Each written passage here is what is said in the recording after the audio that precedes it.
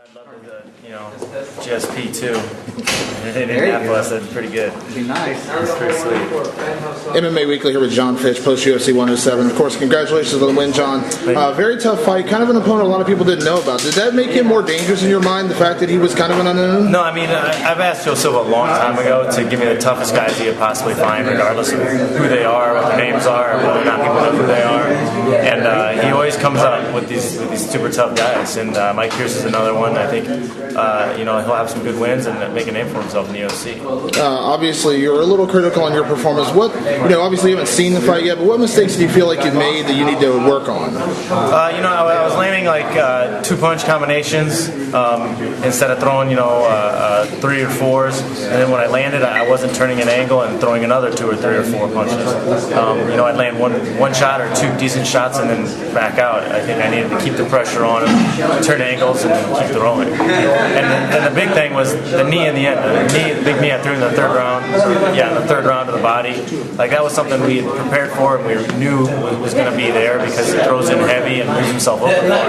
But I didn't throw it until the third round. So that was another thing I was really upset with. Watching the fight cage side, it looked like a lot of your punches were just missing him by just an inch or 2 at most. Was there any frustration at all because you were coming so close? It looked like a few of those shots would have caught him. It probably would have ended the fight.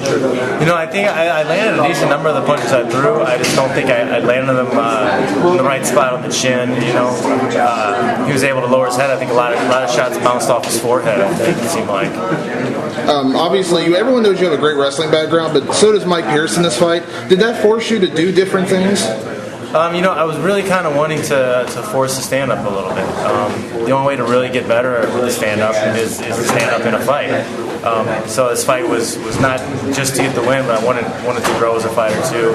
I was trying to finish. I wanted to finish, and I wanted to do something a little more orthodox that he wasn't expecting. Obviously, your ultimate goal is to get back to GSP, get back to that title shot. Do you feel like you need to, you originally were scheduled to fight Thiago Alves. Is that the kind of fight you feel like is going to get you back to a GSP? Yeah, I think a fight like that, a fight with a named opponent and an exciting finish, I think those are the fights that are going to put me right back in line for a title shot. And we had a chance to see the documentary that was done on you today, Such Great Heights, phenomenal documentary. Just real quick, talk to us about that whole experience because it was just an awesome film. I mean, I got to give all the credit to the guys who shot it because they were just flies on the wall, and I just trained hard for the fight and did what I could in the fight to beat GSP, and they put together an amazing documentary, and we're just waiting to do all the right steps and get it out there to the public. Anything to say to your fans, Jon? No, it's just sorry.